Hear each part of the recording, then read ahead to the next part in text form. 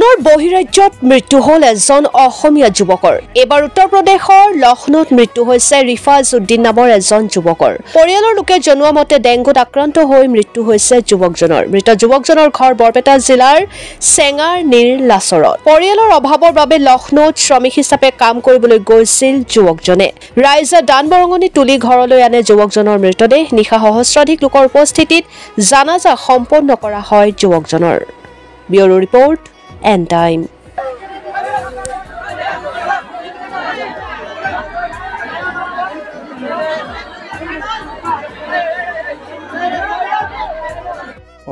আমাৰ এই নিৰলা গাঁওখনৰে এটা দুখীয়া পৰিয়ালৰ সিৰাজ উদ্দিনৰ ল'ৰা ৰিফাজ উদ্দিনে পেটৰ তাৰণাত বহিৰাজ্যৰ লক্ষ্ণৌত কাম কৰিবলৈ গৈছিল। তাতে আমি শুনামতে ডেংগু জ্বৰত ল'ৰাজন পৰহিত ঢুকাইছে আৰু ল'ৰাজনক যে ঘৰলৈ আনিব সেইটোৰ যোজা তেওঁৰ ঘৰত নাই।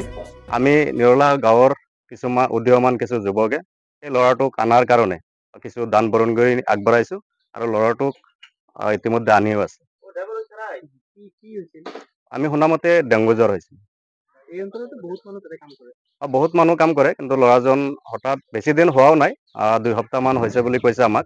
2 সপ্তাহ ধৰি তাতে গৈছিলে, যাই পেলাই 2 দিনমান জ্বৰতেই ল'ৰাটো ঢুকাইছে। তাতে ল'ৰাটোৰ নাম ৰিফাজ উদ্দিন।